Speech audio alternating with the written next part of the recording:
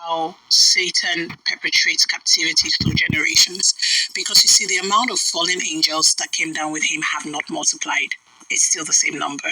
So he has to be very intelligent and create a system by which he can multiply darkness.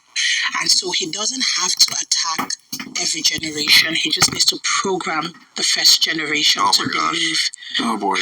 Shoot. Okay. Yes, he just has to. I've never thought about that in my life. I am so... Okay, got it. Yeah, he just needs to program them to believe captivity. And so that's why you cannot talk about bloodline captivity without talking about culture. Because culture is what carries captivity through generations. And so when one generation agrees with a captivity mindset, they teach the next generation. And by the fourth generation, nobody questions it because it's culture.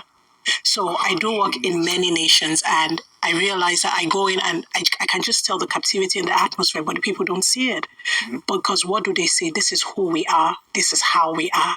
And so Satan wins the battle of capturing generations by locking it into culture. And that's why one of the first things you fight when you fight bloodlines is that you put the culture of the kingdom versus the culture of darkness and show them that, look, you're actually locked into this loop of captivity. And then when you think about bloodlines, and the Bible says the life of a thing is in the blood. And Job was saying, he says, in my mother's womb, I was fashioned in iniquity. And so you begin to realize that captivity doesn't begin from when you were born. Captivity begins from when you're being crafted. And so all of those things are passed down to you.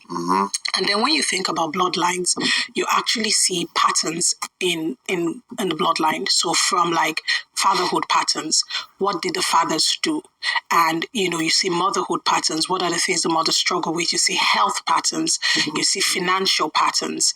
You see patterns around prosperity, how they manage money. There's some families that they get rich, but everybody dies poor, because at some point the wealth cycle breaks.